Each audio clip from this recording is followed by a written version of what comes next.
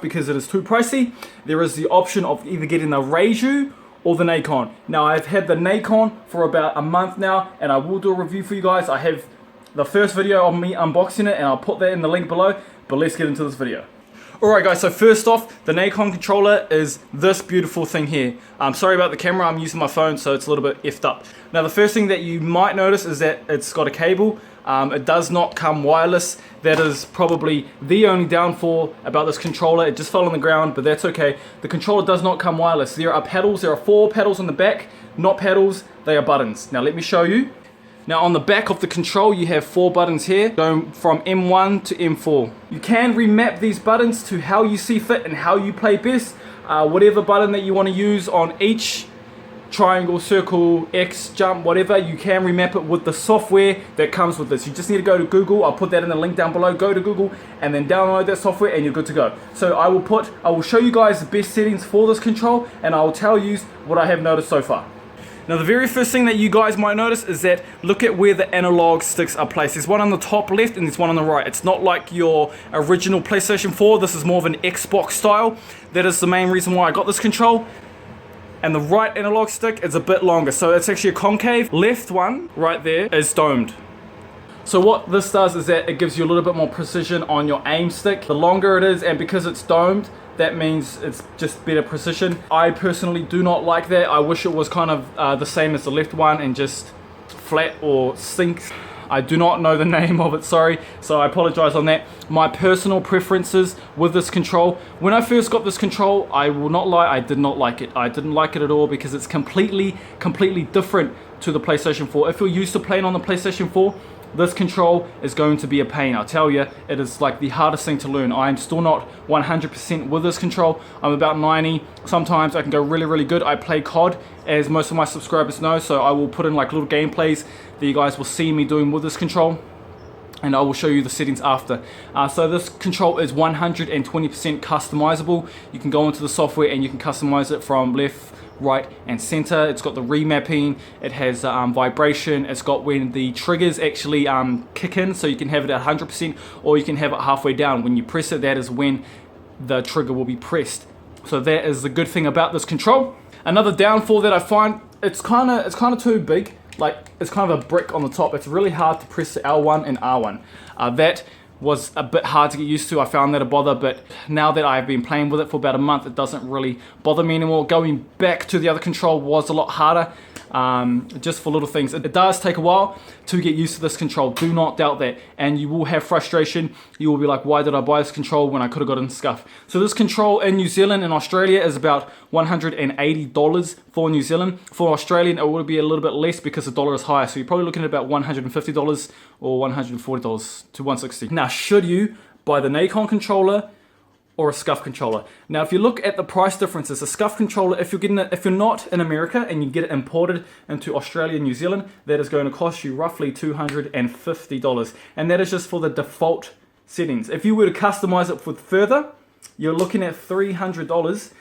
This here is fully customizable at $180. That is the main reason why I got this. And right now I love this controller. I cannot play without this controller because it is absolutely beautiful. The analog sticks are really loose, so it's quite hard to get the precision down.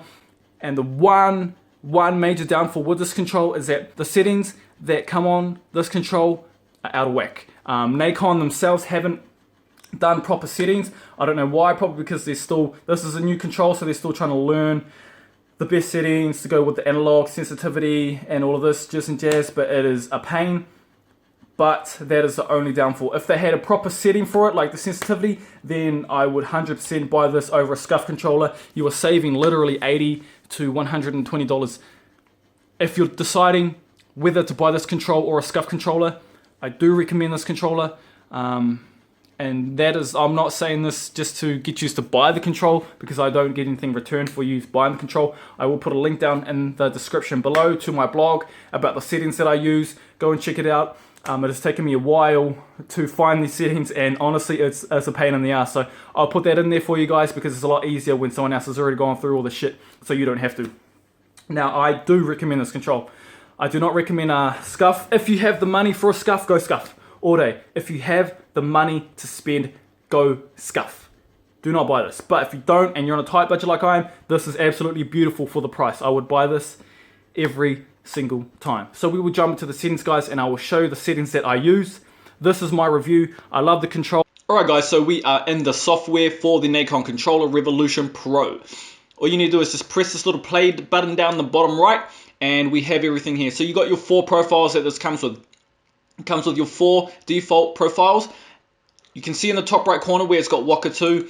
I have made my own profiles, Waka 1, it's not really Waka 1, Nacon, FPS Pro High, and so on and so forth. You can also download profiles, just click the download profile. But as I was saying in the intro, that these profiles are rubbish. I don't know why Nacon cannot pick a good profile, or they just don't know what they're doing. But all of these, I've tried them all, and they're pretty poo. So I ended up creating my own profiles, and I'll show you guys it right now. So if you go into mapping, this is where all the good stuff happens. This is where all the good stuff happens. This is for all of my buttons. You can just remap all your buttons, guys. It's real simple. Triangle, M3, 4, jump, so on, so forth, blah, blah, blah, blah. Right joystick. This is the devil's work right here. Now, this has taken me a couple of weeks to get. As you can see, you can move the radius to whatever you want. So the radius is like the dead zone. There you go, the static dead zone. And you can move it to up to... Look how huge it's got. Like, there's so many options with this control, it's almost impossible to get right. So you have it real low. I usually have it on 2. I will show you guys gameplays that I play with. I'm real precise on where I shoot because I am a sniper. This still isn't the best setting. I can feel it, but it's very, very good. It's probably about 80% there.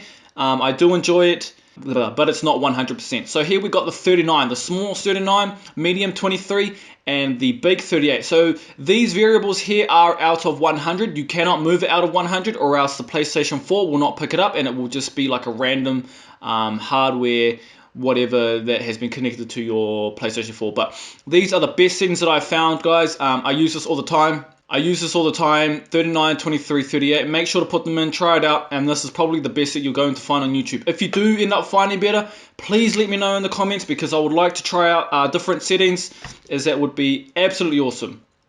And that's pretty much it, guys. So you go into My Profiles, and you've got all the profiles that you want to make or can make. They are sitting in there. So once you have actually customized the controller, once you've done all the buttons and you've done all the home screens, the macros, I do not know anything about the macros just yet. I'm not going to lie. I have no idea what this is. But that is pretty much it. The triggers, mine start right at the tip. That's what she said. But mine start right at the tip and then go halfway. It's just faster, it's quicker, it's easier.